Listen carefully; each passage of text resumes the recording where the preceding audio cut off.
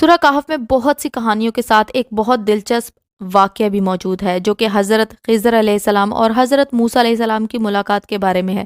سارا واقعہ اس ایک بات کے بعد پیش آیا جس میں حضرت موسیٰ نے یہ کہا کہ اس وقت مجھ سے بڑا عالم کوئی نہیں۔ اللہ تعالیٰ کو ان کا یہ جملہ پسند نہیں آیا اور وحی کے ذریعے سے انہیں بتایا کہ ہمارا ایک بندہ خضر ہے جو تجھ سے بھی زیادہ بڑا عالم ہے۔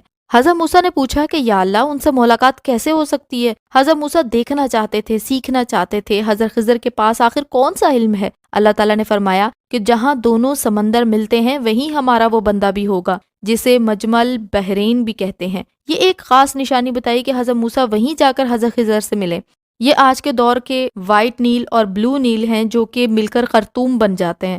حضرت موسیٰ اللہ تعالیٰ کے بتائے ہوئے راستے پر یوشع علیہ السلام کے ساتھ چل پڑے۔ ساتھ میں اللہ کے فرمان کے مطابق ایک مچھلی بھی لی کہ جہاں وہ زندہ ہو کر سرنگ کی طرح کا راستہ بنا کر سمندر میں غائب ہو جائے۔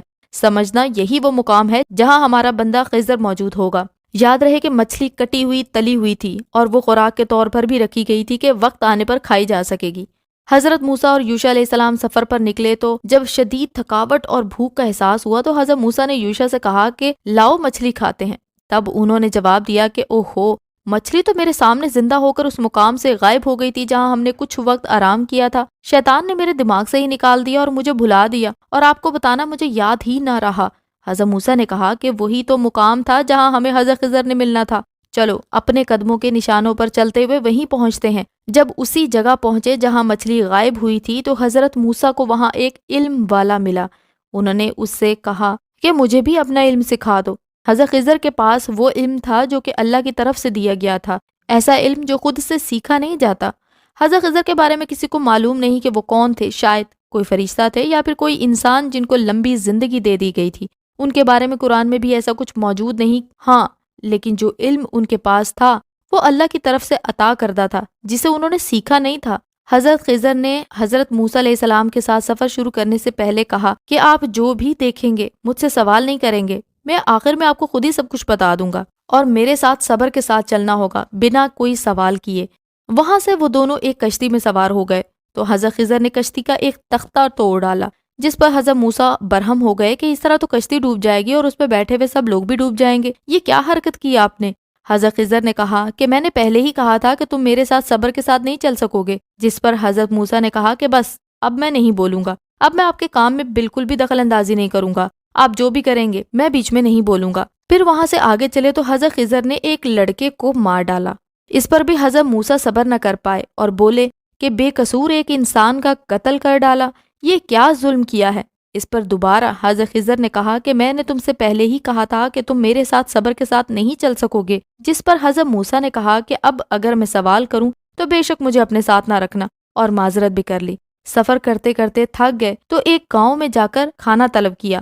گاؤں والوں نے ان کی خاطر تواضع اور کھانا دینے سے صاف صاف انکار کر دیا۔ اتنے میں حضرت خضر کی نظر ایک دیوار پر پڑی جو کہ گرنے ہی والی تھی تو انہوں نے اس دیوار کو ٹھیک کر دیا۔ حضرت موسیٰ نے کہا کہ گاؤں والوں نے ہمیں کھانا نہیں دیا، اگر آپ چاہتے تو اس دیوار کو بنانے کے بدلے اجرت لیتے تاکہ ہم کچھ کھانے کا انتظام ہی کر سکتے۔ جس پر حضرت خضر نے کہا کہ اب ہم مزید آگے نہیں چل سکیں گے، لیکن اب میں تمہیں ان سب باتوں کی اصلیت بتاتا ہوں جس پر تم صبر نہیں کر پائے تھے۔ جس کشتی کے تختے کو میں نے توڑا تھا وہ کشتی چند مسکینوں کی تھی جو دریا میں کام کاج کرتے تھے۔ میں نے کشتی کا کچھ حصہ اس لیے توڑا کہ آگے ایک بادشاہ تھا جو کہ نئی کشتیوں کو جبراً ضبط کر لیتا تھا۔ جب وہ اس کشتی کو ٹوٹا ہوا پائے گا تو پرانی اور ٹوٹی ہوئی سمجھ کر اسے اپنے پاس نہیں رکھے گا۔ اور جس لڑکے کو میں نے مارا تھا اس کے والدین بہت ایماندار تھے، شریف تھے، وہ لڑکا بڑا ہو کر اپنے شریف والدین کو پریشان کرے گا، ان کے لیے اذیت بنے گا، اس لیے میں نے اسے مار ڈالا۔ اس کے بدلے اللہ ان کو نیک پاکیزگی والا بچہ دے گا۔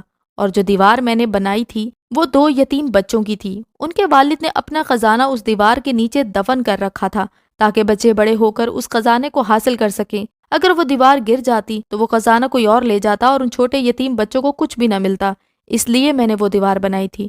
ان تینوں واقعات میں ہم اگر غور کریں تو کئی بار ہمارے ساتھ ایسا ہی ہوتا ہے کہ ہماری ظاہری آنکھ جو دیکھتی ہے وہ اگر غلط ہو سکتا ہے وہ اللہ کے نزدیک ہمارے لیے ٹھیک ہو۔ جو علم حضرت خضر کے پاس تھا وہ وہی تھا جو صرف اللہ کے پاس ہو سکتا ہے۔ اگر ہم ہر اس کام میں صبر کریں جو بظاہر ہمیں غلط لگ رہا ہو، کہ یقیناً اس کام میں ہمارے لیے کوئی بھلائی ہی ہوگی، تو سوچے ہماری زندگی میں کتنا سکون ہو جائے گا۔ بے شک جو علم حضرت خضر کے پاس تھا وہ سوائے کسی فرشتے کے کسی کے پاس نہیں ہو سکتا۔ اگر کوئی بیمار ہو جائے، کوئی مر جائے، کسی کا کاروبار تباہ ہو جائے، یا جیسے پہلے قوموں پر عذاب آتے تھے، ان میں سے بعض کام اللہ کے حکم سے فرشتے ہی کرتے ہیں۔ بے شمار لوگوں نے حضرت خضر سے ملاقات کا دعویٰ کیا ہے، لیکن اس بارے میں قرآن میں کہیں ثابت نہیں کہ جس سے وہ لوگ ملنے کا دعویٰ کرتے ہیں وہ وہی خضر ہیں جو حضرت موسیٰ سے ملے تھے۔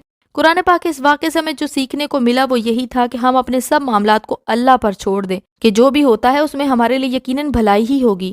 مزید اچھی ویڈیوز دیکھنے کے لیے ہمارے چینل کو سبسکرائب کرتے جائیں، اور ویڈیو اگر پسند آئی ہو تو لائک اور شیئر بھی کر دیں۔ اللہ حافظ۔